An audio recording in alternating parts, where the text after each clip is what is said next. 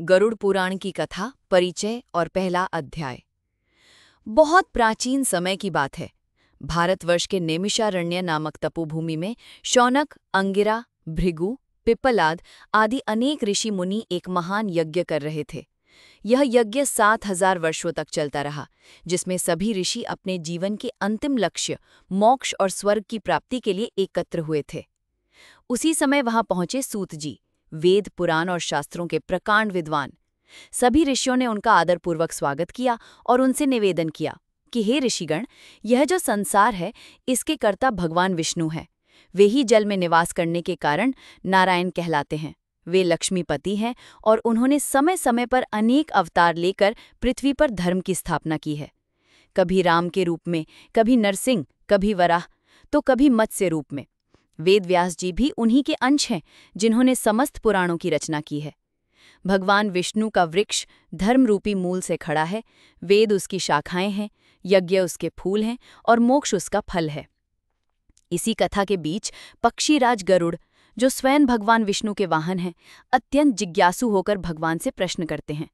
गरुड़ जी कहते हैं, हे प्रभु, मैंने तीनों लोगों का भ्रमण किया है। स्वर्ग में दैत्यों का भय है, पृथ्वीलोक में मृत्यु, रोग और वियोग का दुख है, पाताल लोक में नागों को भी भय सताता है। हर जगह प्राणी दुखी ही दिखाई देते हैं। कृपा करके बताइए, प्राणी कैसे मरता है और मरने के बाद उसकी आत्मा कहाँ जाती है? मरणासन व्यक्ति के मुख में पंचरत्न क्यों डाले जाते हैं? गोदान आदि का दान क्यों किया जाता है? पृथ्वी पर कोष और तिल क्यों बिछाए जाते हैं? भगवान विष्णु गरुड़ जी की जिज्ञासाओं का समाधान करते हुए कहते हैं, हे गरुड़, यह संसार कर्मभूमि है। यहाँ हर प्राणी अपने कर्मों के अनुसार जन्म लेता है और मृत्यु को प्राप्त होता है। जब किसी प्राणी की मृत्यु का समय आता है तो यमराज के दूत उसे लेने आते हैं। उस समय प्राणी के सभी इंद्रियां शिथिल हो जाती हैं, चेतना जड़ हो जाती है और वह अपने प्रियजनों के बीच पीड़ा से छटपटाता है। मरणासन व्यक्ति को पृथ्वी पर सुलाया जाता है। उसके मुख में पंचरत्न, तुलसी दल, गंगा जल आदि डाले जाते हैं, ताकि उसकी आत्मा को शांति मिले और वह शुभ गति को प्राप्त हो सके। गोदान, भूमिदान, तिलदान आदि से उसके पाप कम होते हैं और आत्मा को आगे की यात्रा में सहायता मिलती है। भगवान विष्णु कहते हैं, प्राणी का प्राण निकलता है तो यमदूत उसके पास पहुंचते हैं। वह उसे पाश में बांधकर यमलोक की ओर ले जाते हैं। रास्ता अत्यंत भयानक और दुखदायी होता है। वहां न छाया होती है, न जल, न अन्न। वहां 12 सूर्य की तरह प्रचंड गर्मी होती है। कभी बर्फीली हवाएं, कभी कांटे, कभी विषधर सर्प, कभी अग्नि की ज्वाला, कभी सिंह, व्याघ्र और भयंकर कुत्ते, कहीं बिच्छू। ये सब यातनाएं उसे सहनी पड़ती हैं।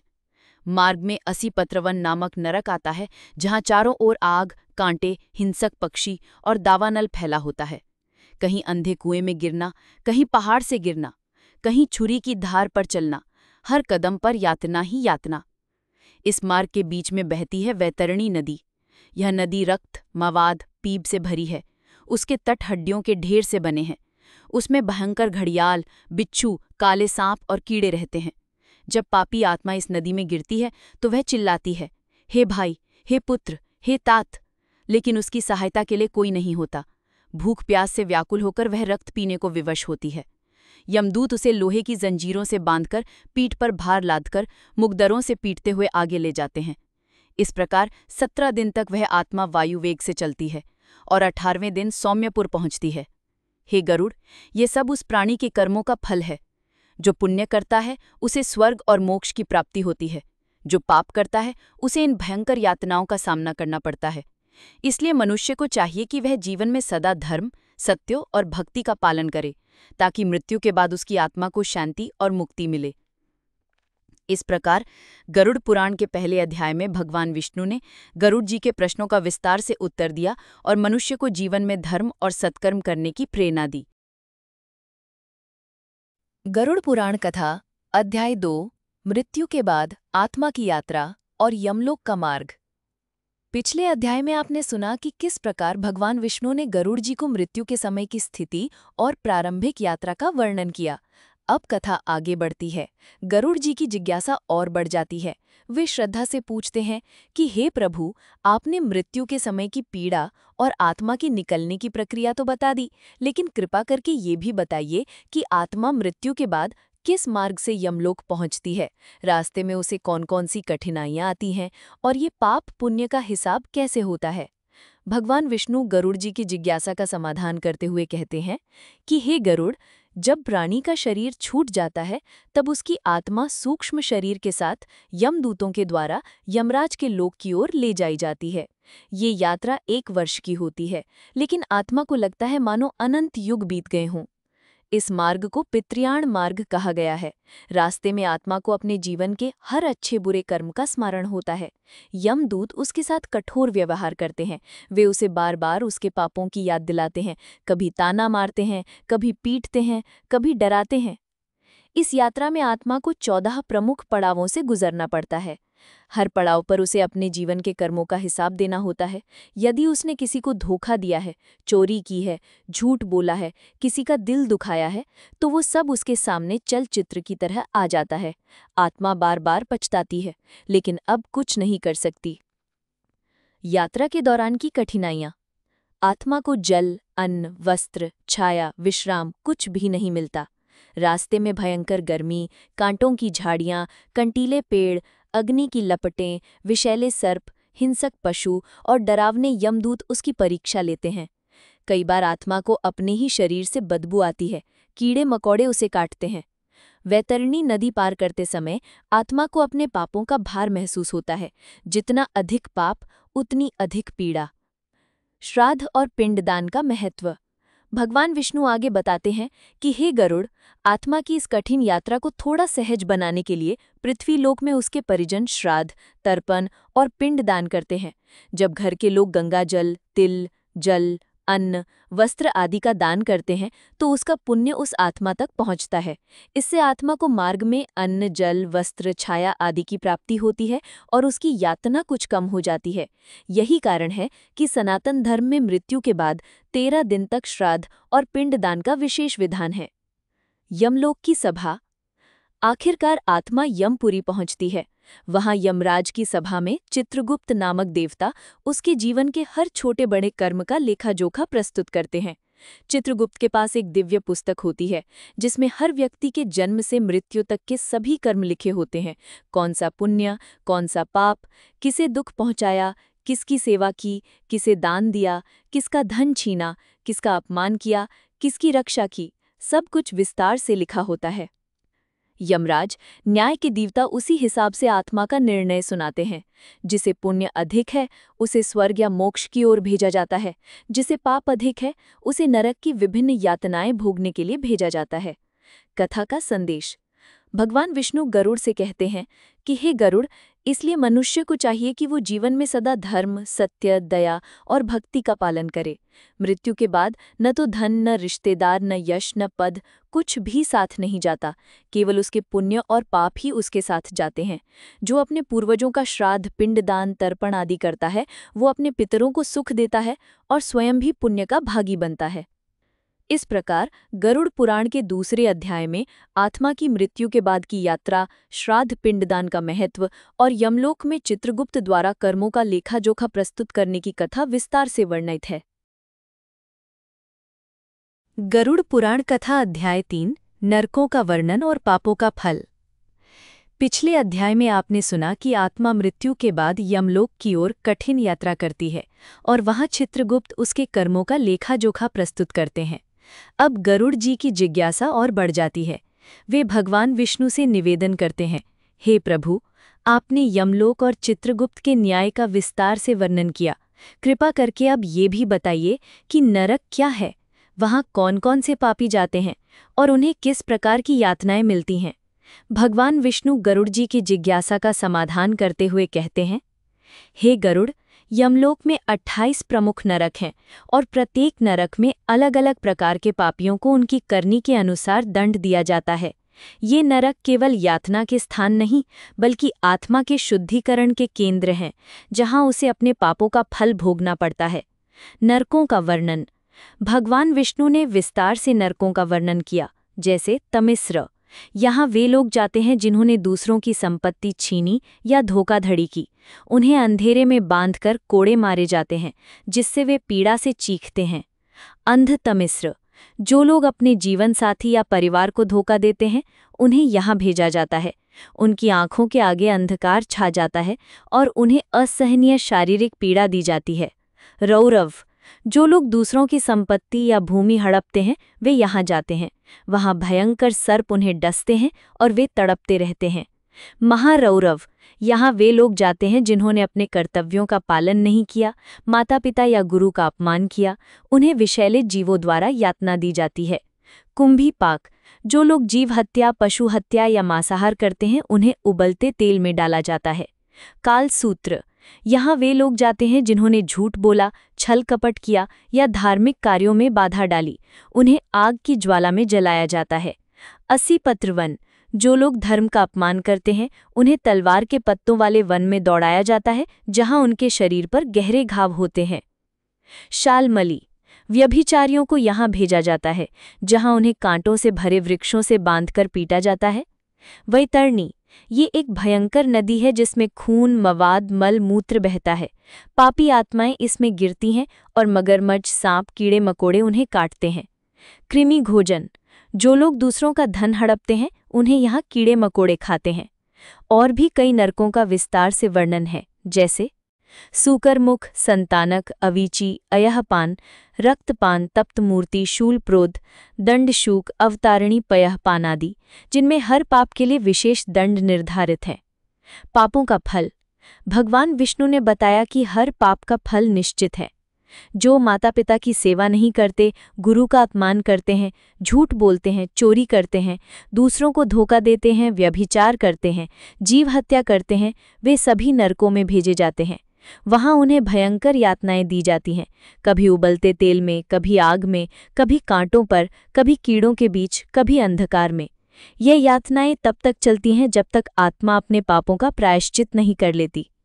कथा का संदेश, भगवान विष्णु गरुड़ जी से कहते हैं, हे गरुड़, मनुष्य को चाहिए कि वह जीवन में सदा धर्म, दया, सत्य और परोपकार का पालन करे। पाप से बचना ही सबसे बड़ा धर्म है। जो मनुष्य सत्कर्म करता है, उसे कभी नरक का मार्ग नहीं देखना पड़ता। पुण्यात्मा को स्वर्ग, मोक्ष और भगवान के चरणों की प्राप्ति होती है। इस प्रकार गरुड़ पुराण के 3 अध्याय में नरकों का विस्तार से वर्णन, पापों के अनुसार यातनाएं और धर्म का महत्व बताया गया है। गरुड़ पुराण कथा अध्याय 4, पुण्य का फल, स्वर्ग का वर्णन और मोक्ष का मार्ग। पिछले अध्याय में आपने सुना कि किस तरह पापों के अनुसार आत्मा को भयानक नरकों में भेजा जाता है और वह वहां यातनाएं भोगती है। अब गरुड़ जी की जिज्ञासा बदल जाती है। वे भगवान विष्णु से श्रद्धापूर्वक पूछते हैं, हे प्रभु, आपने नरकों का इतना भयंकर वर्णन किया, लेकिन जो लोग धर्म, दया और भक्ति के मार्ग पर चलते हैं, उनके लिए क्या है? पुण्यात्मा को मृत्यु के बाद क्या फल मिलता है? कृपा करके स्वर्ग और मोक्ष का वर्णन भी कीजिए। भगवान विष्णु मंद मंद मुस्कुराते हैं और गरुड़ जी से कहते हैं, हे गरुड़, जैसे पापी आत्मा को नरक मिलता है, वैसे ही पुण्यात्मा को मृत्यु के बाद स्वर्ग की प्राप्ति होती है। स्वर्ग कोई साधारण स्थान नहीं, वह दिव्य आनंद, सुख और शांति का लोक है, जहां आत्मा को अपने सत्कर्मों का फल मिलता है। स्वर्ग का वर्णन, भगवान विष्णु ने विस्तार से स्वर्ग का वर्णन किया। स्वर्ग में अमृत के समान जल, दिव्य पुष्पों की सुगंध, स्वर्ण और रत्नों से बने महल, सुंदर उपवन, मनोहर झीलें और संगीत की मधुर ध्वनि हर जगह गूंजती है।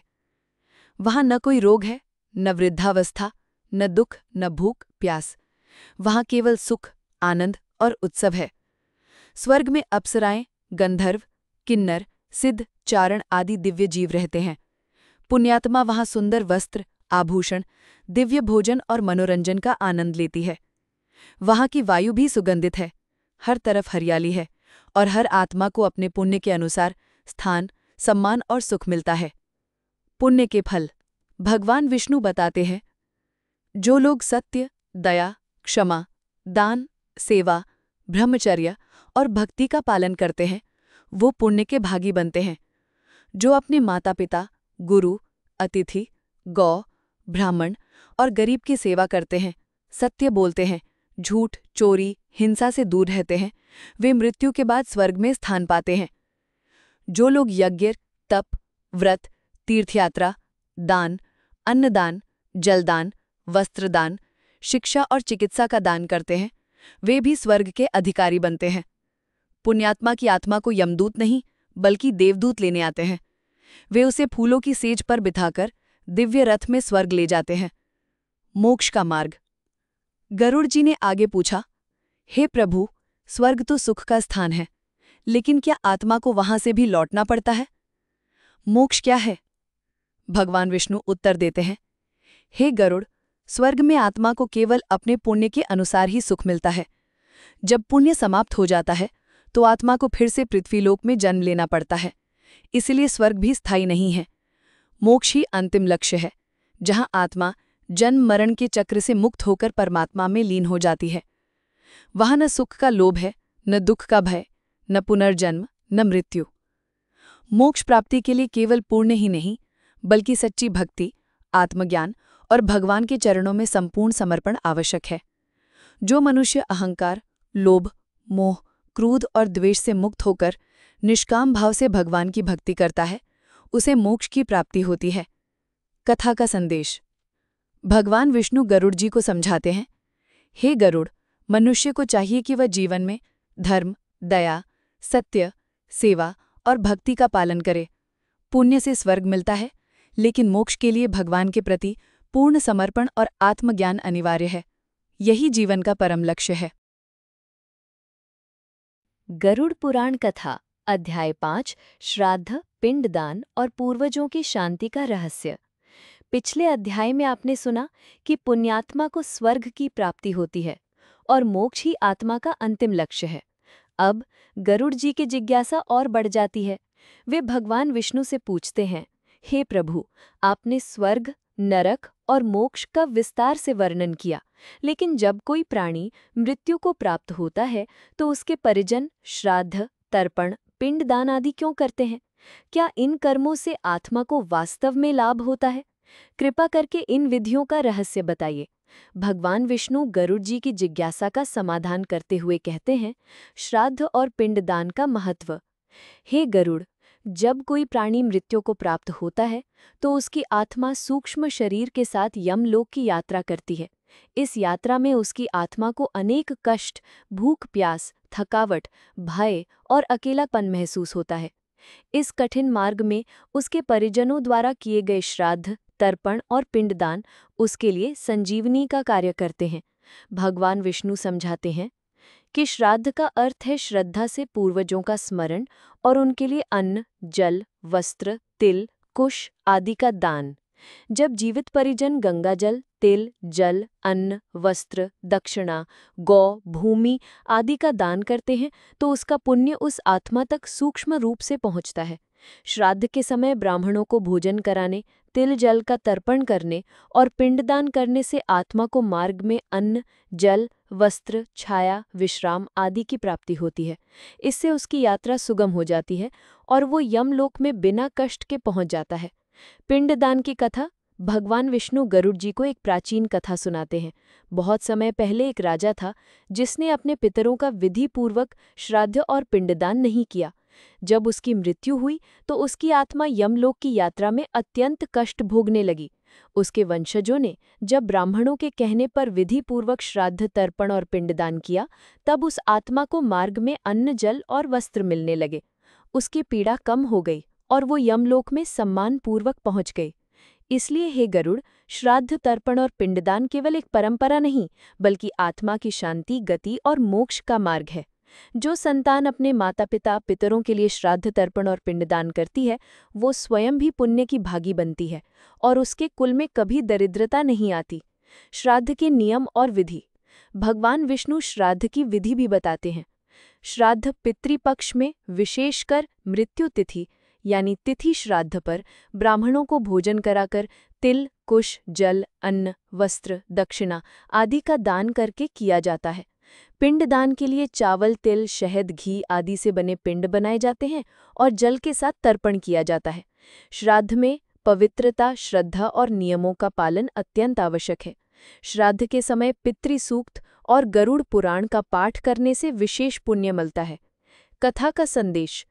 भगवान विष्णु गरुड़ से कहते हैं, हे गरुड़, जो संतान अपने पितरों का श्राद्ध तर्पण और पिंडदान करती है वो स्वयं भी दीर्घायु, यशस्वी और सुखी होती है। उसके कुल में कभी अकाल मृत्यु, दरिद्रता या कष्ट नहीं आते। पितरों की प्रसन्नता से देवता भी प्रसन्न होते हैं और भगवान की कृपा बनी रहती है। इसलिए हे मानव जीवन में श्राद्ध तर्पण और पिंडदान का विशेष स्थान है। ये केवल एक कर्मकांड नहीं बल्कि आत्मा की शांति, गति और मोक्ष का मार्ग है। इस प्रकार गरुड़ पुराण के 5वें अध्याय में श्राद्ध तर्पण, पिंडदान और पूर्वजों की शांति का रहस्य विस्तार से बताया गया है। गरुड़ पुराण कथा अध्याय 6 मृत्यु के समय के संकेत, शुभाशुभ लक्षण और अंतिम संस्कार की महिमा। पिछले अध्याय में आपने श्राद्ध, तर्पण और पिंडदान के महत्व और रहस्य को जाना। अब गरुड़ जी की जिज्ञासा और गहरी हो जाती है। वे भगवान विष्णु से पूछते हैं, हे प्रभु, जब किसी प्राणी की मृत्यु निकट आती है तो कौन कौन से लक्षण या संकेत प्रकट होते हैं? मृत्यु के समय कौन से कार्य करना चाहिए और कौन से नहीं? कृपा करके अंतिम समय के शुभ अशुभ लक्षणों और अंतिम संस्कार की विधि का विस्तार से वर्णन कीजिए। भगवान विष्णु गरुड़ जी की जिज्ञासा का समाधान करते हुए कहते हैं, मृत्यु के समय के संकेत, शुभाशुभ लक्षण। भगवान विष्णु कहते हैं, हे गरुड़, जब किसी प्राणी की मृत्यु समीप आती है तो उसके शरीर और व्यवहार में कुछ विशेष लक्षण प्रकट होने लगते हैं। ये लक्षण आत्मा के अगले गंतव्य का भी संकेत देते हैं। यदि किसी व्यक्ति का मुख तेजस्वी, मन शांत और हृदय में भक्ति की भावना हो, वो भगवान का नाम ले, संतों का स्मरण करे, तो समझो उसकी आत्मा को शुभ गति मिलेगी। यदि मृत्यु के समय घर में तुलसी, गंगाजल, दीपक और शंख ध्वनि हो तो आत्मा को परम शांति मिलती है। यदि मरणासन व्यक्ति के मुख में गंगाजल, तुलसी दल या पंचरत्न डाले जाएं तो उसके पाप नष्ट होते हैं। यदि मृत्यु के समय चिड़ियों का कलरव, पुष्पों की सुगंध या दिव्य प्रकाश दिखाई दे तो ये शुभ संकेत है। यदि व्यक्ति के शरीर से दुर्गंध, आंखों में भय या मुख से अपशब्द निकले तो ये अशुभ लक्षण माने जाते हैं और आत्मा को कठिन यात्रा करनी पड़ती है। मृत्यु के समय क्या करें? भगवान विष्णु समझाते हैं, मृत्यु निकट हो तो मरणासन व्यक्ति को पृथ्वी पर कुश या दरी बिछाकर सुलाना चाहिए। उसके सिरहाने गंगाजल, तुलसी, दीपक और भगवान का चित्र रखें। घर के लोग मिलकर भगवान का नाम, गीता, रामायण, विष्णु सहस्त्रनाम या गरुड़ पुराण का पाठ करें। मरणासन व्यक्ति के कान में भगवान का नाम, राम राम, ओम नमो भगवते वासुदेवाय आदि मंत्रों का उच्चारण करना चाहिए। उसके मुख में गंगाजल, तुलसी दल और यदि संभव हो तो पंचरत्न, सोना, चांदी, तांबा, लोहा, सीसा डालना चाहिए। उसके शरीर पर गंगाजल, चंदन और फूल छिड़कना चाहिए। मृत्यु के बाद के कार्य, अंत्येष्टि एवं संस्कार। भगवान विष्णु आगे कहते हैं, मृत्यु के बाद शरीर को स्नान कराकर, नवीन वस्त्र पहनाकर, तिलक लगाकर फूल माला से सजाना चाहिए। शव को दक्षिण दिशा की ओर सिर करके बांस की अर्थी पर रखकर राम नाम सत्य है का उच्चारण करते हुए शमशान ले जाएं। अंतिम संस्कार में अग्निपुत्र, भाई या निकट संबंधी द्वारा दी जानी चाहिए। चिता में तिल, घी, चंदन और तुलसी डालना चाहिए। अग्नि संस्कार के बाद घर लौटकर स्नान करें और पवित्रता का ध्यान रखें। अंतिम संस्कार के लाभ। भगवान विष्णु कहते हैं, विधिपूर्वक अंतिम संस्कार करने से आत्मा को गति मिलती है, उसके पाप नष्ट होते हैं और वो यमलोक की कठिन यात्रा से बच सकती है। यदि अंतिम संस्कार ठीक से ना किया जाए तो आत्मा भटकती रहती है और उसे शांति नहीं मिलती। इसलिए सनातन धर्म में अंतिम संस्कार, श्राद्ध, तर्पण आदि का विशेष महत्व है। कथा का संदेश। भगवान विष्णु गरुड़ जी से कहते हैं, हे गरुड़, मृत्यु जीवन का अंतिम सत्य है। मनुष्य को चाहिए कि वो जीवन भर धर्म, भक्ति और सेवा का पालन करे ताकि अंतिम समय में उसे शुभ संकेत मिले और उसकी आत्मा को परम शांति प्राप्त हो। मृत्यु के समय भगवान का स्मरण, गंगाजल, तुलसी और विधिपूर्वक संस्कार ही आत्मा को मोक्ष की ओर ले जाते हैं। इस प्रकार गरुड़ पुराण के 6ठे अध्याय में मृत्यु के समय के शुभाशुभ लक्षण, अंतिम समय की विधि और अंतिम संस्कार की महिमा का सुंदर वर्णन किया गया है। गरुड़ पुराण कथा अध्याय 7 प्रेत योनि, आत्मा की भटकना और पितृऋण। पिछले अध्याय में आपने जाना कि मृत्यु के समय के शुभ अशुभ लक्षण और अंतिम संस्कार की विधि क्या है। अब गरुड़ जी की जिज्ञासा और बढ़ जाती है। वे भगवान विष्णु से पूछते हैं, हे प्रभु, यदि किसी कारणवश अंतिम संस्कार, श्राद्ध या पिंडदान ठीक से न हो पाए तो उस आत्मा की क्या गति होती है? क्या वो फिर भी शांति प्राप्त कर सकती है? कृपा करके प्रेत योनि और पितृ ऋण के रहस्य का वर्णन कीजिए। भगवान विष्णु गरुड़ जी की जिज्ञासा का समाधान करते हुए कहते हैं, प्रेत योनि का रहस्य। भगवान विष्णु कहते हैं, हे गरुड़, जब किसी प्राणी की मृत्यु के बाद उसका अंतिम संस्कार विधिपूर्वक नहीं किया जाता या उसके परिजन श्राद्ध पिंडदान नहीं करते, तो वो आत्मा प्रेत योनि में चली जाती है। प्रेत योनि का अर्थ है भटकती आत्मा, जिसे ना तो स्वर्ग मिलता है, न नर्क, ना ही मोक्ष की ओर आगे बढ़ने का मार्ग। ऐसी आत्मा पृथ्वी और पाताल के बीच भटकती रहती है। उसे न अन्न मिलता है, न जल, न वस्त्र, न विश्राम। वो भूख, प्यास, तृष्णा और अकेलेपन से व्याकुल हो जाती है। प्रेतात्मा अपने ही घर, गांव या प्रियजनों के आसपास मंडराते हुए बार बार अपने शरीर, रिश्तों और संपत्ति की याद सताती है। वो अपने परिजनों से बार बार विनय करती है कि वे उसका श्राद्ध, तर्पण और पिंडदान करें, ताकि उसे मुक्ति मिल सके। कई बार प्रेतात्माएं स्वप्न, संकेत या किसी माध्यम से अपने परिजनों को संदेश देती हैं, कभी स्वप्न में आकर, कभी किसी ब्राह्मण या साधु के माध्यम से, कभी किसी बीमारी या संकट के रूप में। पितृ ऋण का महत्व भगवान विष्णु आगे समझाते हैं, हे गरुड़, हर मनुष्य पर 3 ऋण होते हैं, देव ऋण, ऋषि ऋण और पितृ ऋण। देव ऋण यज्ञ, पूजा और धर्म कर्म से चुकता होता है। ऋषि ऋण विद्या, ज्ञान और सदाचार से चुकता होता है। पितृ ऋण माता पिता और पूर्वजों की सेवा, श्राद्ध, तर्पण और पिंडदान से चुकता होता है। जो संतान अपने पितरों का श्राद्ध, तर्पण और पिंडदान नहीं करती, वो पितृ ऋण से बंधी रहती है और उसके कुल में दरिद्रता, रोग, संतानहीनता और अशांति बनी रहती है। पितृदोष के कारण परिवार में बार बार संकट, अकाल मृत्यु, विवाह में बाधा या संतान का कष्ट होता है। प्रेत योनि से मुक्ति का उपाय भगवान विष्णु गरुड़ जी को उपाय बताते हैं। यदि किसी परिवार में बार बार अशुभ घटनाएं हों, सपनों में पूर्वज दुखी दिखें या घर में शांति न हो, तो समझना चाहिए कि कोई आत्मा प्रेत योनि में भटक रही है। ऐसे में ब्राह्मणों की सलाह से विधिपूर्वक श्राद्ध, तर्पण और पिंडदान करना चाहिए।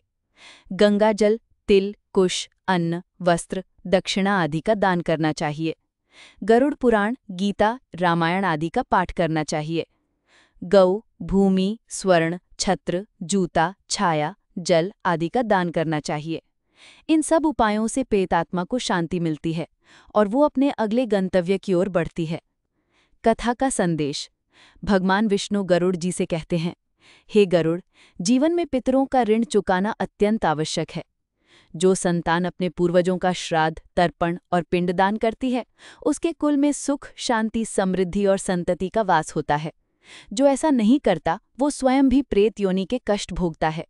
इसलिए हर मनुष्य को अपने पितरों के प्रति कृतज्ञता और श्रद्धा रखनी चाहिए। इस प्रकार गरुड़ पुराण के 7वें अध्याय में प्रेत योनि, आत्मा की भटकना और पितृ ऋण और उससे मुक्ति के उपायों का सुंदर और भावपूर्ण वर्णन किया गया है। गरुड़ पुराण कथा अध्याय 8 पुण्य और पाप के सूक्ष्म रहस्य, जीवन में धर्म का महत्व। पिछले अध्याय में आपने जाना कि प्रेत योनि में आत्मा कैसे भटकती है और पितृ ऋण का क्या महत्व है। अब गरुड़ जी की जिज्ञासा और गहरी हो जाती है। वे भगवान विष्णु से पूछते हैं, हे प्रभु, आपने पितरों, प्रेत योनि और श्राद्ध का महत्व तो बताया, लेकिन कृपा करके ये भी बताइए कि कौन कौन सी छोटे छोटे कर्म पुण्य या पाप बन जाते हैं। जीवन में धर्म का वास्तविक अर्थ क्या है और मनुष्य को किस प्रकार का आचरण करना चाहिए जिससे उसे पुण्य की प्राप्ति हो और पाप से बच सके। भगवान विष्णु गरुड़ जी की जिज्ञासा का समाधान करते हुए कहते हैं, पुण्य और पाप के सूक्ष्म रहस्य।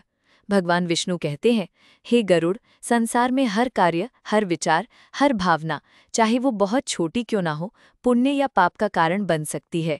केवल बड़े बड़े यज्ञ, दान, व्रत या तप ही नहीं, बल्कि रोजमर्रा के छोटे छोटे कर्म भी आत्मा की गति तय करते हैं।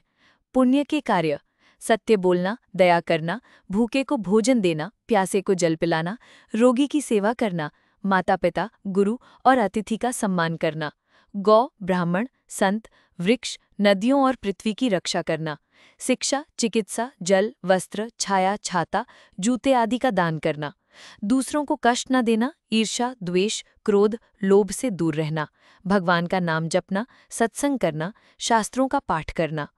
पाप के कार्य: झूठ बोलना, चोरी करना, धोखा देना, हिंसा करना, निर्दोष का अपमान या शोषण करना, माता पिता, गुरु, अतिथि या गरीब की उपेक्षा करना, जल, अन्न, वस्त्र, धन या किसी भी संसाधन का दुरुपयोग या अपमान करना, व्यभिचार, मद्यपान, नशा, जुआ, परनिंदा और दूसरों का अहित चाहना, धर्म, वेद, शास्त्र, मंदिर, संत या ब्राह्मण का अपमान करना। भगवान विष्णु समझाते हैं कि कभी-कभी मन, वचन और कर्म से भी पाप या पुण्य होता है। किसी के लिए मन में बुरा सोचना, किसी की निंदा करना या किसी के लिए शुभ कामना करना, ये भी सूक्ष्म रूप से आत्मा के खाते में जुड़ते हैं। जीवन में धर्म का वास्तविक अर्थ। भगवान विष्णु आगे कहते हैं, हे गरुड़, धर्म का अर्थ केवल पूजा पाठ, व्रत, उपवास या यज्ञ दान नहीं है। धर्म का मूल है सत्य, दया, क्षमा, सेवा, परोपकार और सभी जीवों के प्रति करुणा। जो मनुष्य दूसरों की भलाई में सुख अनुभव करता है, वही सच्चा धर्मात्मा है।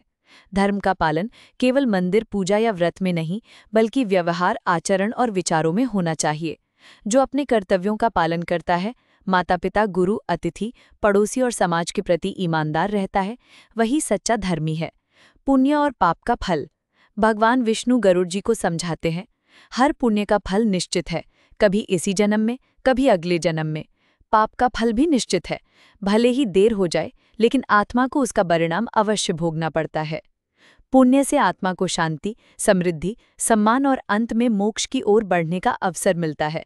पाप से आत्मा को अशांति, रोग, दरिद्रता, संकट और अंत में नरक या प्रेत योनि की प्राप्ति होती है। कथा का संदेश।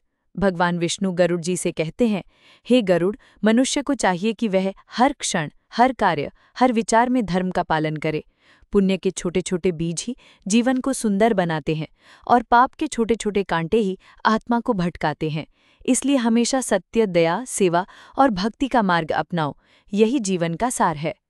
इस प्रकार गरुड़ पुराण के 8वें अध्याय में पुण्य पाप के सूक्ष्म रहस्य, धर्म का वास्तविक अर्थ और जीवन में सत्कर्म की महिमा का विस्तार से वर्णन किया गया है। गरुड़ पुराण कथा, अध्याय 9, पापों के प्रकार और उनके फल। पिछले अध्याय में आपने जाना कि जीवन में छोटे छोटे कर्म भी पुण्य या पाप का कारण बनते हैं और धर्म का वास्तविक अर्थ क्या है। अब गरुड़ जी की जिज्ञासा और बढ़ती है। वे भगवान विष्णु से पूछते हैं कि हे प्रभु, कृपा करके पापों के प्रकार और उनके फल विस्तार से बताइए। कौन कौन से पाप सबसे घोर माने गए हैं और उनसे कैसे बचा जा सकता है। भगवान विष्णु गरुड़ जी की जिज्ञासा का समाधान करते हुए कहते हैं, पापों के प्रकार।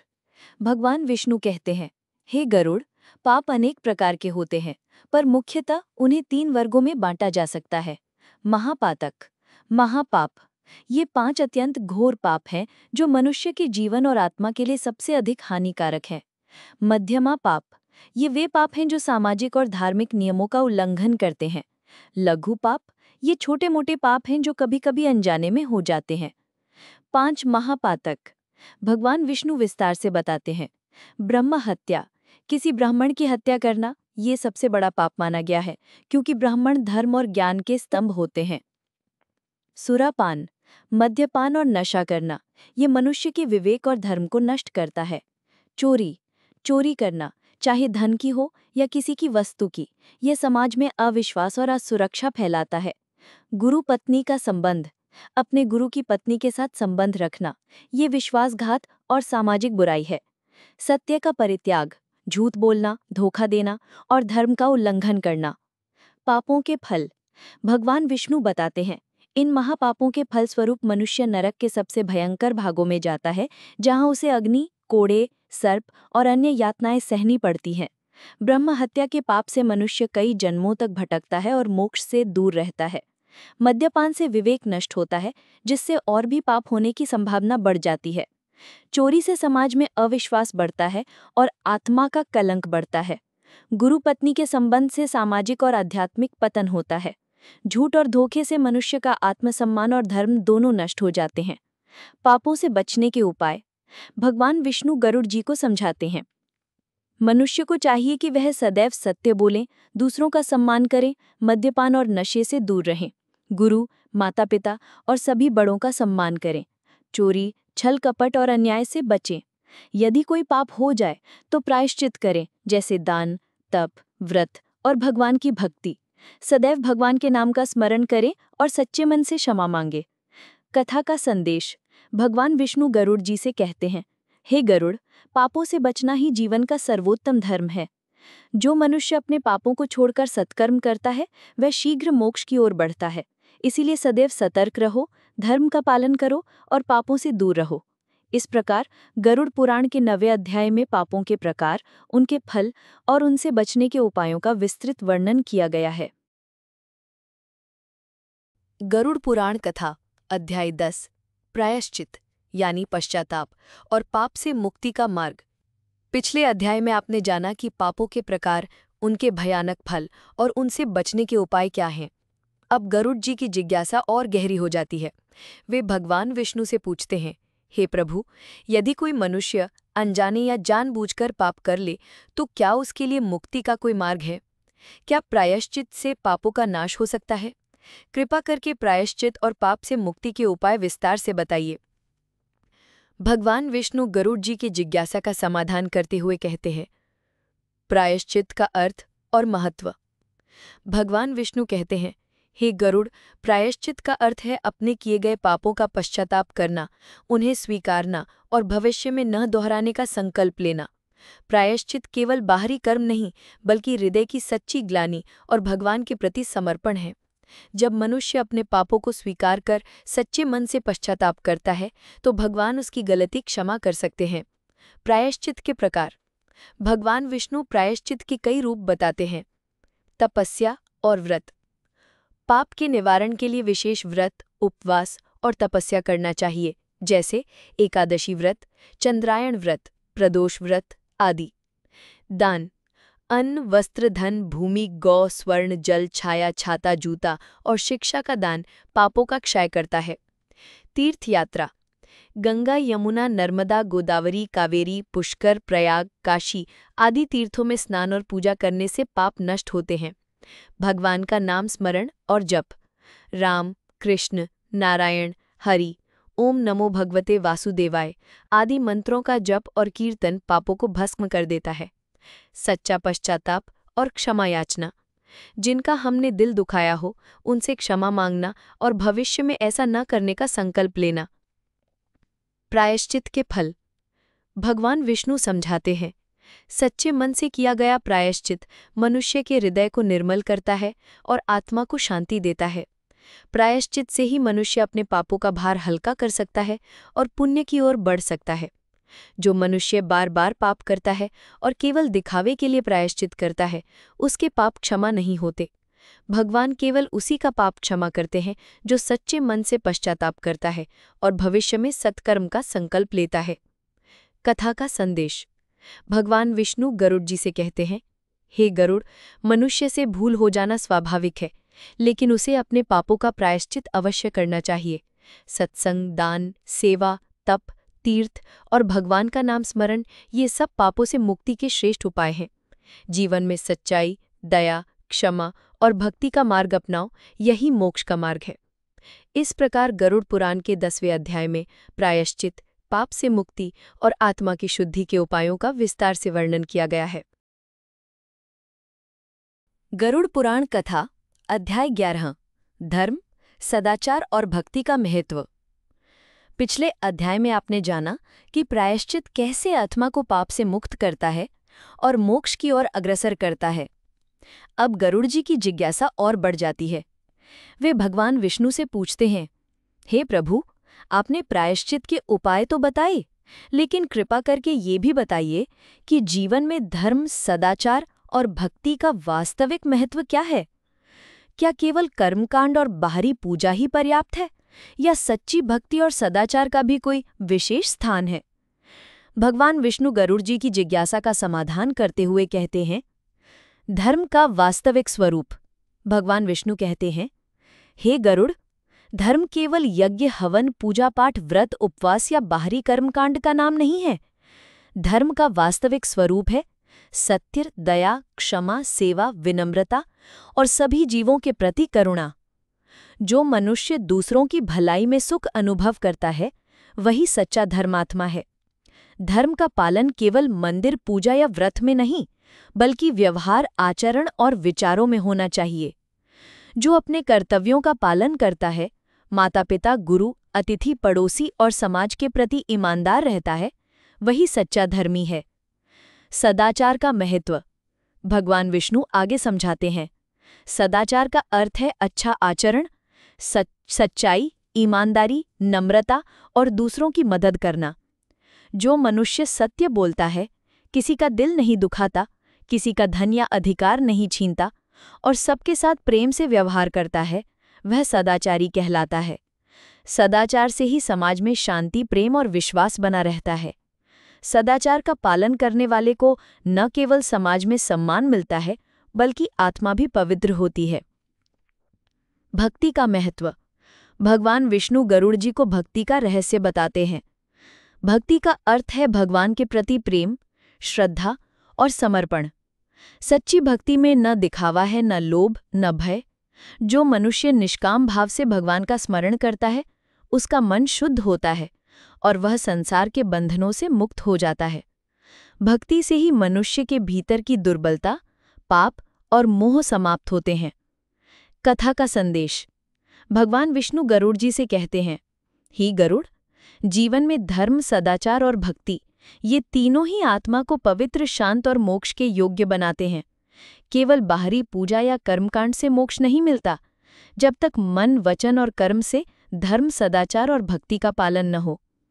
जो मनुष्य सच्चे हृदय से भगवान को याद करता है, दूसरों की सेवा करता है, सत्य और दया का पालन करता है, वह इस जीवन में भी सुखी रहता है और मृत्यु के बाद भी उत्तम गति को प्राप्त करता है। इस प्रकार गरुड़ पुराण के 11वें अध्याय में धर्म, सदाचार और भक्ति के गूढ़ रहस्यों का विस्तार से वर्णन किया गया है। गरुड़ पुराण कथा अध्याय 12 जीवन के 4 पुरुषार्थ धर्म, अर्थ, काम, मोक्ष। पिछले अध्याय में आपने जाना कि धर्म, सदाचार और भक्ति का जीवन में क्या महत्व है। अब गरुड़ जी की जिज्ञासा और बढ़ जाती है। वे भगवान विष्णु से पूछते हैं, हे प्रभु, आपने धर्म, सदाचार और भक्ति का महत्व तो बताया, किंतु कृपा करके यह भी बताइए कि मनुष्य का जीवन किस उद्देश्य के लिए है। जीवन के 4 पुरुषार्थ धर्म, अर्थ, काम और मोक्ष का क्या रहस्य है। मनुष्य को इनका संतुलन किस प्रकार साधना चाहिए। भगवान विष्णु गरुड़ जी की जिज्ञासा का समाधान करते हुए कहते हैं, 4 पुरुषार्थों का रहस्य। भगवान विष्णु कहते हैं, हे गरुड़, मनुष्य का जीवन केवल भोग, संग्रह या सांसारिक सुख के लिए नहीं है। जीवन का उद्देश्य है 4 पुरुषार्थों की प्राप्ति। ये हैं धर्म, कर्तव्य, नैतिकता, सत्य, दया, सेवा और कर्तव्य पालन। अर्थ, जीवन यापन के लिए धन, संसाधन और समृद्धि का अर्जन, लेकिन धर्म के मार्ग से और ईमानदारी से। काम, इच्छाओं की पूर्ति, परिवार, प्रेम, सौंदर्य, कला, लेकिन संयम और मर्यादा के साथ। मोक्ष, जन्म मरण के बंधन से मुक्ति, आत्मज्ञान और परमात्मा की प्राप्ति। हर पुरुषार्थ का महत्व भगवान विष्णु विस्तार से समझाते हैं। धर्म जीवन की जड़ है। बिना धर्म के अर्जित अर्थ या भोग किया गया काम आत्मा को पतन की ओर ले जाता है। धर्म ही जीवन को दिशा देता है। अर्थ, धन, संपत्ति और संसाधन जीवन के लिए आवश्यक है, लेकिन इन्हें धर्म के मार्ग से और ईमानदारी से अर्जित करना चाहिए, अन्यथा ये पाप का कारण बनता है। काम, इच्छाएं, प्रेम, परिवार, कला, संगीत, सौंदर्य, ये सब जीवन को सुंदर और आनंदमय बनाते हैं, लेकिन इनका भोग संयम, मर्यादा और धर्म के अनुसार होना चाहिए। मोक्ष, यह जीवन का अंतिम लक्ष्य है। जब मनुष्य धर्म, अर्थ और काम का संतुलित पालन करता है, तभी वह मोक्ष के योग्य बनता है। संतुलन का महत्व भगवान विष्णु कहते हैं, यदि कोई केवल अर्थ या काम के पीछे भागे और धर्म भूल जाए तो उसका जीवन दुख, अशांति और पाप से भर जाता है। यदि कोई केवल धर्म या मोक्ष के लिए संसार से भाग जाए तो वह अपने कर्तव्यों से विमुख हो जाता है। संतुलन ही जीवन की कला है। धर्म के मार्ग पर चलते हुए अर्थ और काम का भोग करो और अंत में मोक्ष की ओर बढ़ो। कथा का संदेश भगवान विष्णु गरुड़ जी से कहते हैं, हे गरुड़, 4 पुरुषार्थों का संतुलन ही जीवन को सफल, सुखी और सार्थक बनाता है। धर्म के बिना अर्थ और काम अधूरे हैं। अर्थ और काम के बिना जीवन में रस नहीं, और मोक्ष के बिना जीवन का अंतिम उद्देश्य अधूरा है। इसलिए जीवन में धर्म, अर्थ, काम और मोक्ष इन चारों का संतुलन साधो और सच्चे अर्थों में मानव जीवन को सफल बनाओ। इस प्रकार गरुड़ पुराण के 12वें अध्याय में जीवन के 4 पुरुषार्थों का रहस्य, उनका संतुलन और जीवन के अंतिम लक्ष्य का सुंदर वर्णन किया गया है। गरुड़ पुराण कथा अध्याय 13 मृत्यु के बाद आत्मा की गति और पुनर्जन्म का रहस्य। पिछले अध्याय में आपने जाना कि जीवन के 4 पुरुषार्थ धर्म, अर्थ, काम और मोक्ष का संतुलन कैसे जीवन को सफल बनाता है। अब गरुड़ जी की जिज्ञासा और गहरी हो जाती है। वे भगवान विष्णु से पूछते हैं कि हे प्रभु, आपने जीवन के उद्देश्य और पुरुषार्थों का रहस्य तो बताया, किंतु मृत्यु के बाद आत्मा की गति क्या होती है? पुनर्जन्म का रहस्य क्या है? आत्मा को नया शरीर कैसे मिलता है और कौन से कर्म उसके अगले जन्म का निर्धारण करते हैं? भगवान विष्णु गरुड़ जी की जिज्ञासा का समाधान करते हुए कहते हैं, मृत्यु के बाद आत्मा की गति। भगवान विष्णु कहते हैं कि हे गरुड़, जब प्राणी की मृत्यु होती है तब उसकी आत्मा सूक्ष्म शरीर के साथ अपने कर्मों के अनुसार एक विशेष मार्ग पर चल पड़ती है। यदि उसके पुण्य अधिक हैं तो वो स्वर्ग, पितृलोक या देव योनि को प्राप्त होती है। यदि उसके पाप अधिक हैं तो वो नरक, प्रेत योनि या तिर्यक यानी पशु पक्षी आदि योनि में जाती है। यदि पुण्य और पाप बराबर हैं तो उसे पुनः मनुष्य योनि में जन्म मिलता है, लेकिन उसका जीवन सुख दुख से मिश्रित होता है। पुनर्जन्म का रहस्य भगवान विष्णु विस्तार से समझाते हैं। आत्मा अमर है, नाशवान केवल शरीर है। मृत्यु के बाद आत्मा अपने कर्मों के फलस्वरूप नया शरीर धारण करती है। कौन सा शरीर मिलेगा, ये पूरी तरह उसके पिछले जन्म के कर्मों, विचारों, भावनाओं और इच्छाओं पर निर्भर करता है। जो मनुष्य सच्चे धर्म, दया, सेवा और भक्ति से जीवन बिताता है, वो अगले जन्म में उत्तम कुल, सुंदर शरीर, बुद्धि, धन और सुख पाता है। जो पाप, हिंसा, छल, कपट और अधर्म का जीवन जीता है, उसे निम्न योनि, रोग, दरिद्रता या पशु पक्षी का जन्म मिलता है। कर्म का सिद्धांत भगवान विष्णु समझाते हैं, हर विचार, शब्द और कर्म आत्मा के साथ जुड़ जाता है। मृत्यु के समय जो भावना, स्मृति या इच्छा सबसे प्रबल होती है, वही अगले जन्म का मार्गदर्शन करती है। जैसे किसान बीज बोता है, वैसे ही मनुष्य अपने कर्मों के बीज बोता है और अगले जन्म में उसी का फल पाता है। इसलिए जीवन में हर क्षण सत्कर्म, शुभ विचार और भक्ति का बीज बोना चाहिए। मोक्ष का मार्ग भगवान विष्णु कहते हैं, पुनर्जन्म का चक्र तब तक चलता है जब तक आत्मा अपने सारे पाप पुण्य का फल भोग नहीं लेती और भगवान में लीन नहीं हो जाती। जो मनुष्य जीवन भर भगवान की भक्ति, सेवा और सत्य का पालन करता है, वो इस चक्र से मुक्त होकर मोक्ष को प्राप्त करता है। मोक्ष ही आत्मा की अंतिम गति है, जहाँ न जन्म है, न मृत्यु, न सुख दुख, केवल शाश्वत शांति और आनंद है। कथा का संदेश भगवान विष्णु गरुड़ जी से कहते हैं कि ही गरुड़, मृत्यु के बाद आत्मा की गति और पुनर्जन्म का रहस्य कर्मों में छिपा है।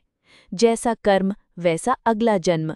इसलिए जीवन में सदा धर्म, दया, सेवा और भक्ति का पालन करो, ताकि आत्मा को उत्तम गति और अंत में मोक्ष की प्राप्ति हो।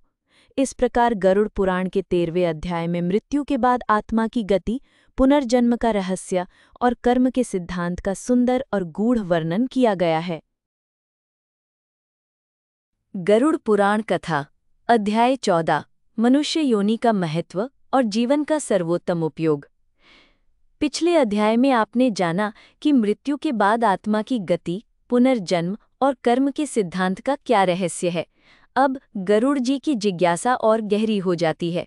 वे भगवान विष्णु से पूछते हैं कि हे प्रभु, आपने बताया कि आत्मा कर्मों के अनुसार अगला जन्म पाती है, किंतु मनुष्य योनि को ही सबसे श्रेष्ठ क्यों कहा गया है? जीवन का सर्वोत्तम उपयोग क्या है? कृपा करके इसका रहस्य विस्तार से बताइए। भगवान गरुड़ जी की जिज्ञासा का समाधान करते हुए कहते हैं कि हे गरुड़, समस्त योनियों में मनुष्य योनि सबसे दुर्लभ और श्रेष्ठ है। देव, दानव, पशु, पक्षी, कीट, पतंग, वृक्ष, जलचर, थलचर सभी योनियां भोग प्रधान है, लेकिन मनुष्य योनि ही कर्म प्रधान है। केवल मनुष्य को ही विवेक, धर्म, ज्ञान, भक्ति और मोक्ष की प्राप्ति का अधिकार है। अन्य योनियों में आत्मा अपने कर्मों का फल भोगती है, परंतु मनुष्य योनि में वो नए कर्म कर सकती है, अपने जीवन को बदल सकती है और मोक्ष का मार्ग चुन सकती है। जीवन का सर्वोत्तम उपयोग भगवान विष्णु विस्तार से समझाते हैं। मनुष्य जन्म पाकर भी जो केवल भोग, संग्रह और इंद्रिय सुख में लिप्त रहता है, वो अपने जीवन का सर्वोत्तम उपयोग नहीं करता। जीवन का सर्वोत्तम उपयोग है धर्म का पालन, सत्य, दया, सेवा, क्षमा और परोपकार, ज्ञान की प्राप्ति, वेद, शास्त्र, सत्संग और आत्मचिंतन, भक्ति, भगवान का नाम स्मरण, पूजा, जप, कीर्तन और सत्संग, सेवा, माता पिता, गुरु, गौ, ब्राह्मण, गरीब, रोगी और समाज की सेवा। मनुष्य को चाहिए कि वो हर दिन को भगवान का दिया हुआ अमूल्य अवसर माने और हर क्षण को पुण्य, सेवा और भक्ति में लगाए। मनुष्य जीवन की दुर्लभता। भगवान विष्णु कहते हैं कि शास्त्रों में कहा गया है कि करोड़ों योनियों में भटकने के बाद आत्मा को मनुष्य जन्म मिलता है। ये जन्म न केवल अपने लिए बल्कि दूसरों की भलाई, समाज और सृष्टि के कल्याण के लिए भी है। मनुष्य योनि में ही आत्मा को अपने पाप पुण्य का हिसाब बदलने, प्रायश्चित करने और मोक्ष प्राप्त करने का अवसर मिलता है। कथा का संदेश। भगवान विष्णु गरुड़ जी से कहते हैं कि हे गरुड़, मनुष्य जीवन को व्यर्थ मत गवाओ, ये जन्म न जाने फिर कब मिले, इसलिए हर क्षण को धर्म, ज्ञान, सेवा और भक्ति में लगाओ। यही जीवन का सर्वोत्तम उपयोग है और इसी से आत्मा को परम शांति, आनंद और अंत में मोक्ष की प्राप्ति होती है। इस प्रकार गरुड़ पुराण के 14वें अध्याय में मनुष्य योनि का महत्व और जीवन के सर्वोत्तम उपयोग और मानव जन्म की दुर्लभता का सुंदर और गूढ़ वर्णन किया गया है। गरुड़ पुराण कथा अध्याय 15 सत्संग, संत महिमा और आत्मा की शुद्धि। पिछले अध्याय में आपने जाना कि मनुष्य योनि कितनी दुर्लभ है और उसका सर्वोत्तम उपयोग धर्म, सेवा, ज्ञान और भक्ति में है। अब गरुड़ जी की जिज्ञासा और गहरी हो जाती है। वे भगवान विष्णु से पूछते हैं कि हे प्रभु, आपने मनुष्य जीवन का महत्व तो बताया, किंतु कृपा करके यह भी बताइए कि आत्मा की शुद्धि के लिए सत्संग और संतों का क्या महत्व है। क्या केवल पूजा पाठ और दान से ही आत्मा शुद्ध हो जाती है, या सत्संग का भी कोई विशेष स्थान है? भगवान विष्णु गरुड़ जी की जिज्ञासा का समाधान करते हुए कहते हैं, सत्संग का महत्व। भगवान विष्णु कहते हैं, हे गरुड़, सत्संग का अर्थ है सज्जनों, संतों, विद्वानों और भक्तों की संगति। सत्संग से मनुष्य के भीतर छिपा अज्ञान, अहंकार, लोभ, मोह और पाप धीरे धीरे दूर हो जाता है। जैसे गंदे जल में गंगा जल की बूंद पड़ते ही जल पवित्र हो जाता है, वैसे ही पापी भी सत्संग के प्रभाव से शुद्ध हो जाता है। सत्संग में भगवान की कथा, भजन, शास्त्रों का पाठ और संतों के उपदेश सुनने से मन निर्मल होता है। संत महिमा। भगवान विष्णु विस्तार से समझाते हैं। संत, महात्मा और गुरु समाज के पथ प्रदर्शक हैं। वे अपने आचरण, ज्ञान और भक्ति से दूसरों को भी धर्म, सेवा और मोक्ष का मार्ग दिखाते हैं। संतों का संग करने से मनुष्य के भीतर छिपी बुरी प्रवृत्तियां दूर होती हैं और उसमें सेवा, दया, क्षमा और भक्ति का भाव जागृत होता है। संतों की कृपा से ही मनुष्य को भगवान के वास्तविक स्वरूप का अनुभव होता है। आत्मा की शुद्धि के उपाय। भगवान विष्णु गरुड़ जी को आत्मा की शुद्धि के उपाय बताते हैं। सत्संग, सज्जनों और संतों के साथ समय बिताना, कथा, कीर्तन, भजन, सत्संग सभा में भाग लेना। सत साहित्य, धर्म ग्रंथ, संतवाणी, उपनिषद, गीता, रामायण, भागवत आदि का अध्ययन। सेवा, संतों, ब्राह्मणों, गरीबों, रोगियों और समाज की निस्वार्थ सेवा। सच्ची भक्ति, भगवान का नाम, स्मरण, ध्यान और निष्काम भाव से पूजा। सच्चा पश्चाताप, अपने पापों को स्वीकार कर भविष्य में सत्कर्म का संकल्प लेना। कथा का संदेश। भगवान विष्णु गरुड़ जी से कहते हैं, हे गरुड़, सत्संग और संतों की महिमा अनंत है। जो मनुष्य सत्संग करता है वह शीघ्र ही अपने पापों से मुक्त होकर आत्मा की शुद्धि प्राप्त करता है। सत्संग से ही मनुष्य के भीतर भक्ति, सेवा और ज्ञान का दीपक जलता है। इसलिए जीवन में जितना हो सके संतों का संग करो, सत्संग में भाग लो और सच्चे मन से भगवान का स्मरण करो। यही आत्मा की शुद्धि और मोक्ष का मार्ग है। इस प्रकार गरुड़ पुराण के 15वें अध्याय में सत्संग, संत महिमा और आत्मा की शुद्धि का सुंदर और गूढ़ वर्णन किया गया है। गरुड़ पुराण कथा अध्याय 16 दान, पुण्य और जीवन में परोपकार का महत्व। पिछले अध्याय में आपने जाना कि सत्संग और संतों की संगति से आत्मा की शुद्धि कैसे होती है। अब गरुड़ जी की जिज्ञासा और बढ़ जाती है। वे भगवान विष्णु से पूछते हैं कि हे प्रभु, आपने सत्संग और संत महिमा का महत्व बताया, किंतु कृपा करके ये भी बताइए कि दान, पुण्य और परोपकार का जीवन में क्या स्थान है। कौन सा दान सबसे श्रेष्ठ है और दान देने से आत्मा को क्या लाभ होता है। भगवान विष्णु गरुड़ जी के जिज्ञासा का समाधान करते हुए कहते हैं, दान का महत्व। भगवान विष्णु कहते हैं कि हे गरुड़, दान का अर्थ है अपनी मेहनत, साधन या संपत्ति का एक अंश जरूरतमंदों, गरीबों, ब्राह्मणों, गौ, संत, रोगी, विद्यार्थी या समाज के कल्याण के लिए समर्पित करना। दान से मनुष्य के भीतर की तृष्णा, लोभ और अहंकार दूर होता है। दान देने से न केवल जरूरतमंद की मदद होती है, बल्कि दाता की आत्मा भी पवित्र होती है। जो मनुष्य निस्वार्थ भाव से दान करता है, उसके पाप नष्ट होते हैं और पुण्य बढ़ता है। दान के प्रकार भगवान विष्णु विस्तार से समझाते हैं। अन्नदान, भूखे को भोजन देना सबसे बड़ा पुण्य है। जलदान, प्यासे को जल पिलाना, प्याऊ बनवाना, कुआं, तालाब या जलाशय बनवाना। वस्त्रदान, गरीब, रोगी या जरूरतमंद को वस्त्र देना। गौदान, गौ का दान सबसे श्रेष्ठ माना गया है क्योंकि गाय धर्म, कृषि और समाज के लिए अत्यंत उपयोगी है। शिक्षादान, शिक्षा, विद्या, पुस्तक या ज्ञान का दान जिससे किसी का जीवन बन सकता है। भूमिदान, भूमि, घर, आश्रय का दान। छाया, जूता, छाता, आसन, बिस्तर आदि का दान यात्रियों, गरीबों और रोगियों के लिए।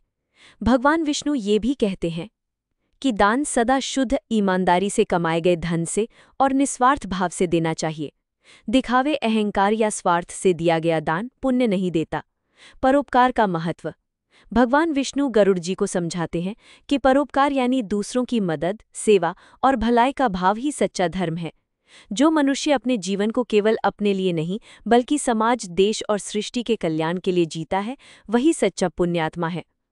परोपकार से आत्मा में शांति, संतोष और आनंद का संचार होता है। परोपकार करने वाले को समाज में सम्मान, भगवान की कृपा और मृत्यु के बाद उत्तम गति मिलती है। दान और पुण्य का फल। भगवान विष्णु कहते हैं कि दान और पुण्य का फल निश्चित है। कभी इस जन्म में, कभी अगले जन्म में, कभी धन, कभी संतान, कभी यश, कभी स्वास्थ्य और अंत में मोक्ष के रूप में मिलता है। दान से मनुष्य के पाप नष्ट होते हैं और पुण्य का संचय होता है। कथा का संदेश। भगवान विष्णु गरुड़ जी से कहते हैं कि हे गरुड़, जीवन में दान, पुण्य और परोपकार का स्थान सर्वोच्च है। जो मनुष्य निस्वार्थ भाव से दान और सेवा करता है, वो न केवल स्वयं सुखी रहता है बल्कि समाज और सृष्टि को भी सुखी करता है। दान, सेवा और परोपकार से आत्मा शुद्ध होती है और मोक्ष का मार्ग प्रशस्त होता है। इसलिए जीवन में यथाशक्ति दान, सेवा और परोपकार अवश्य करो।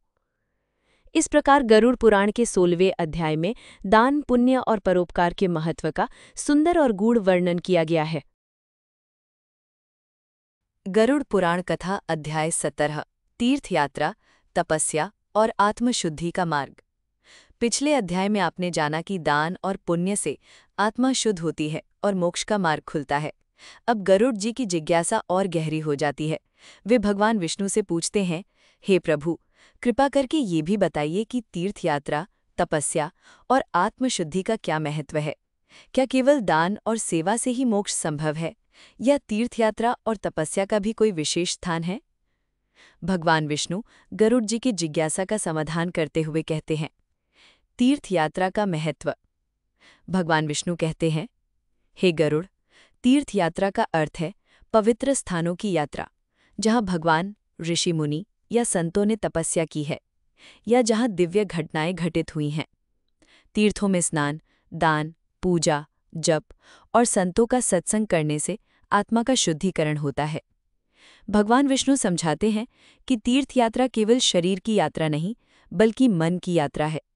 जब मनुष्य तीर्थ में श्रद्धा, विनम्रता और भक्ति के साथ जाता है, तो उसके भीतर छिपे अहंकार, लोभ और पाप धीरे धीरे दूर हो जाते हैं। तपस्या का महत्व भगवान विष्णु विस्तार से समझाते हैं। तपस्या का अर्थ है संयम, साधना, कठिन परिश्रम और इंद्रियों पर नियंत्रण। व्रत, उपवास, मौन, ध्यान, जप, योग और सेवा, ये सब तपस्या के रूप हैं। तपस्या से मनुष्य के भीतर की दुर्बलता, आलस्य और नकारात्मकता दूर होती है। तपस्या से आत्मा मजबूत होती है और मनुष्य में धैर्य, साहस और सहनशीलता का विकास होता है। भगवान विष्णु ये भी कहते हैं कि तपस्या केवल शरीर को कष्ट देने का नाम नहीं, बल्कि मन, वचन और कर्म के शुद्धि का मार्ग है। जो मनुष्य सच्चे मन से तप, साधना और सेवा करता है, वो शीघ्र ही पापों से मुक्त होकर परम शांति को प्राप्त करता है। आत्मशुद्धि के उपाय भगवान विष्णु गरुड़ जी को आत्मशुद्धि के उपाय बताते हैं। तीर्थ यात्रा, श्रद्धा और भक्ति से तीर्थों की यात्रा, वहाँ स्नान, दान और संतों का सत्संग। तपस्या, संयम, व्रत, उपवास, ध्यान, योग और सेवा। सत्संग, संतों, सज्जनों और विद्वानों की संगति। सच्चा पश्चाताप, अपने पापों को स्वीकार कर भविष्य में सत्कर्म का संकल्प लेना। भक्ति, भगवान का नाम स्मरण, पूजा और निष्काम सेवा। कथा का संदेश भगवान विष्णु गरुड़ जी से कहते हैं, हे गरुड़, तीर्थ यात्रा, तपस्या और आत्मशुद्धि, ये तीनों ही आत्मा के कल्याण और मोक्ष के मार्ग हैं। जो मनुष्य श्रद्धा, संयम, सेवा और भक्ति के साथ जीवन बिताता है, वो शीघ्र ही पापों से मुक्त होकर परम शांति को प्राप्त करता है। तीर्थ यात्रा और तपस्या से मनुष्य के भीतर छिपा अहंकार, लोभ और मोह दूर होता है और आत्मा भगवान के निकट पहुंचती है। इस प्रकार गरुड़ पुराण के 17वें अध्याय में तीर्थ यात्रा, तपस्या और आत्मशुद्धि के महत्व का सुंदर और गूढ़ वर्णन किया गया है। गरुड़ पुराण कथा, अध्याय 18, मृत्यु का भय, वैराग्य और जीवन की नश्वरता का बोध।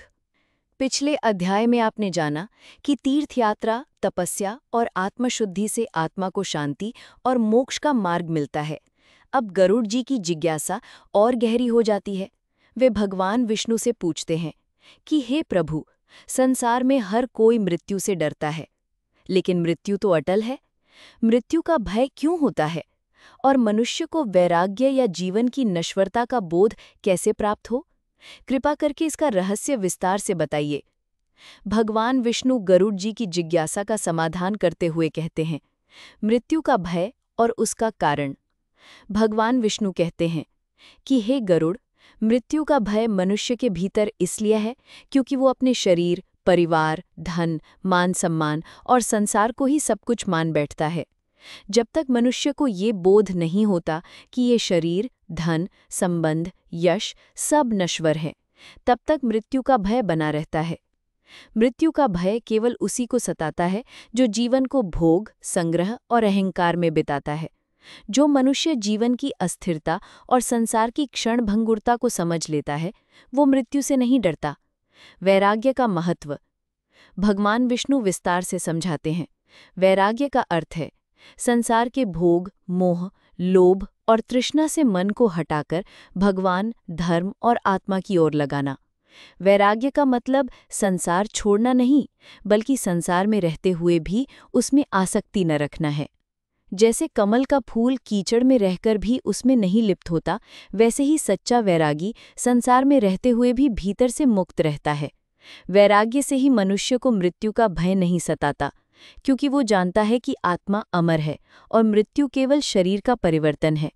जीवन की नश्वरता का बोध भगवान विष्णु गरुड़ जी को समझाते हैं। हर दिन, हर क्षण, हर सांस जीवन के क्षण भंगुर होने का संकेत देती है। जो व्यक्ति अपने प्रियजन, धन, यश और शरीर को स्थायी मानता है, वो मृत्यु के समय अत्यंत दुखी होता है। जो व्यक्ति हर दिन ये सोचकर जीता है कि ये जीवन अस्थायी है, वही सच्चा धर्म, सेवा और भक्ति का मार्ग चुनता है। जीवन की नश्वरता का बोध ही मनुष्य को सच्चा वैराग्य, शांति और मोक्ष की ओर ले जाता है।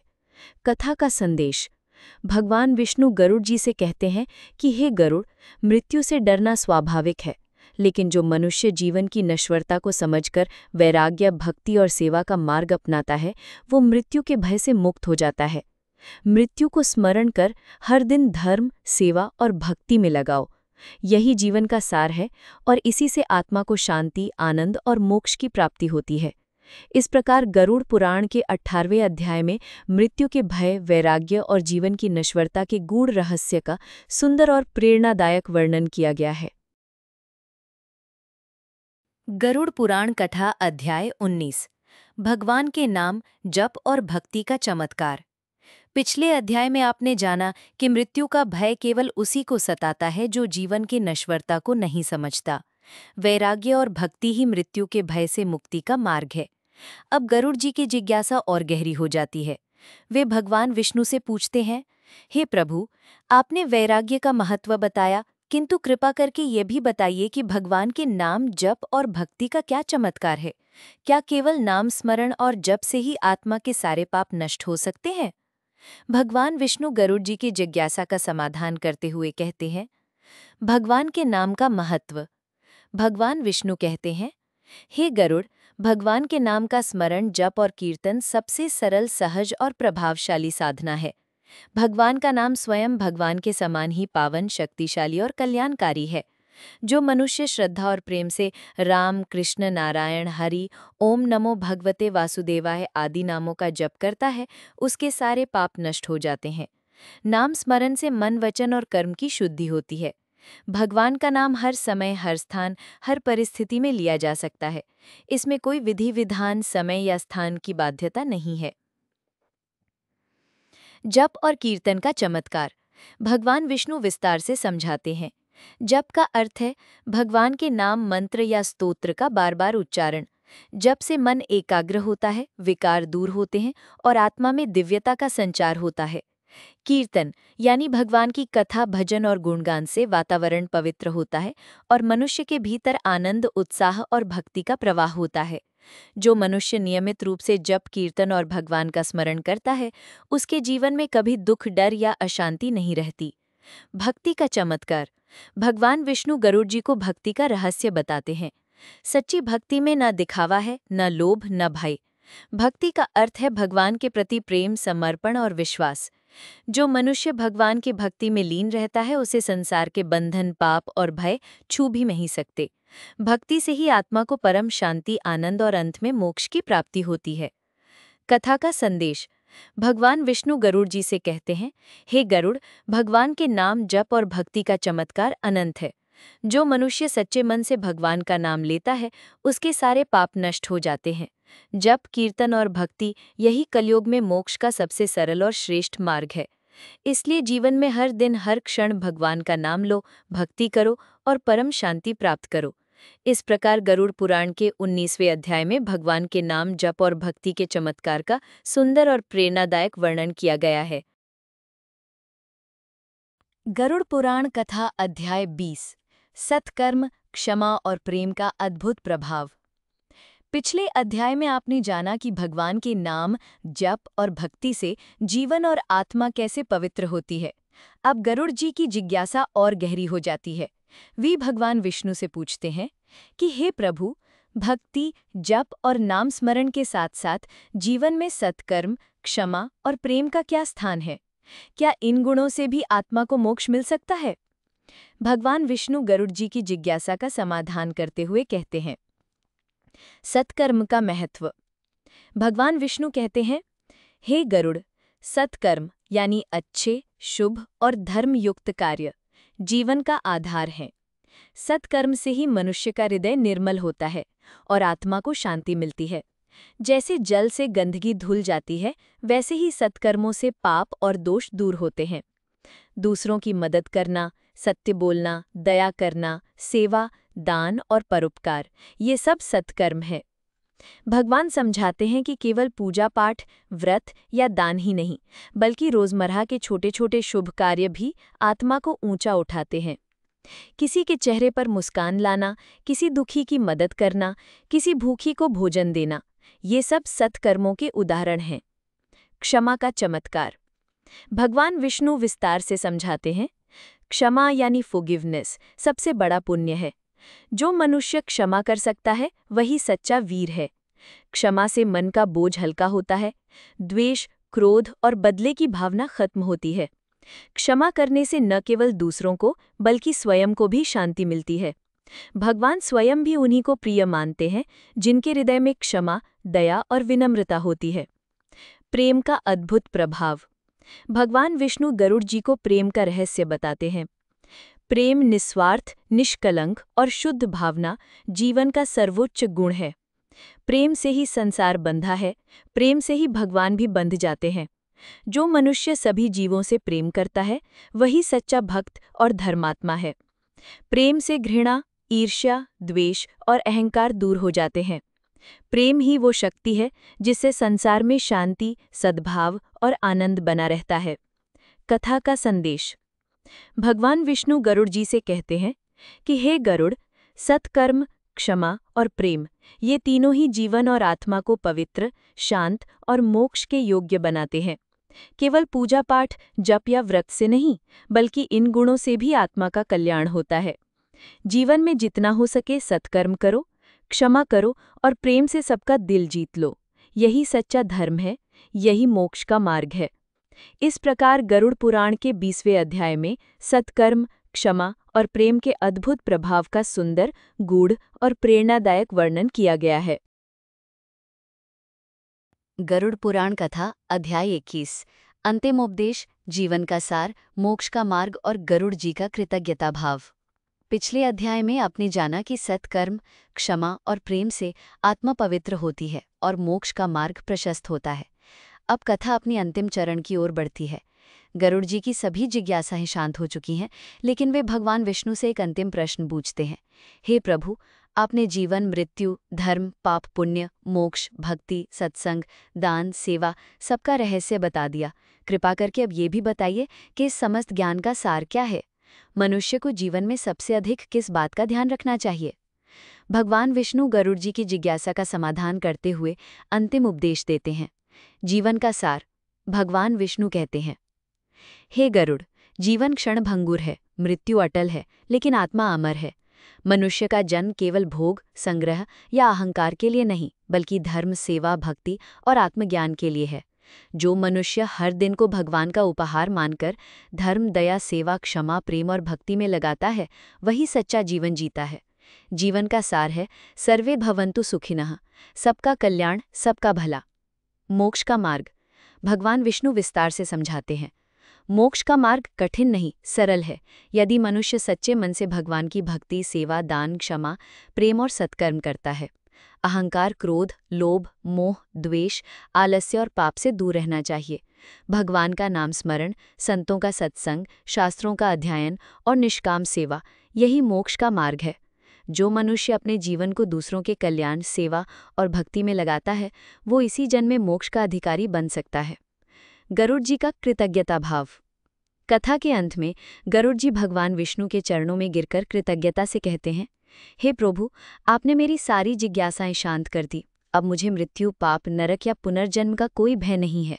आपने जो ज्ञान दिया, मैं उसे संसार में फैलाऊंगा ताकि सबको मोक्ष का मार्ग मिले। भगवान विष्णु गरुड़ जी को आशीर्वाद देते हैं और कहते हैं, हे गरुड़, जो भी मनुष्य श्रद्धा, भक्ति और विश्वास से गरुड़ पुराण का श्रवण, पाठ या चिंतन करता है, उसके सारे पाप नष्ट हो जाते हैं, पितरों को शांति मिलती है और अंत में उसे मोक्ष की प्राप्ति होती है। कथा का अंतिम संदेश। जीवन में धर्म, सेवा, भक्ति, दया, क्षमा, प्रेम और सत्कर्म, यही सबसे बड़ा पुण्य है। मृत्यु से ना डरें, जीवन को सार्थक बनाएं और भगवान के नाम में लीन रहें। गरुड़ पुराण का अध्ययन और श्रवण आत्मा को शुद्ध, शांत और मोक्ष के योग्य बनाता है। इस प्रकार गरुड़ पुराण के 21वें यानी अंतिम अध्याय में जीवन का सार, मोक्ष का मार्ग और भगवान के अंतिम उपदेश का सुंदर, भावपूर्ण और प्रेरणादायक वर्णन किया गया है। आपका धन्यवाद। यदि आपको पूरी कथा पसंद आई हो तो कृपया साझा करें और अपने जीवन में इन शिक्षाओं को अपनाएं।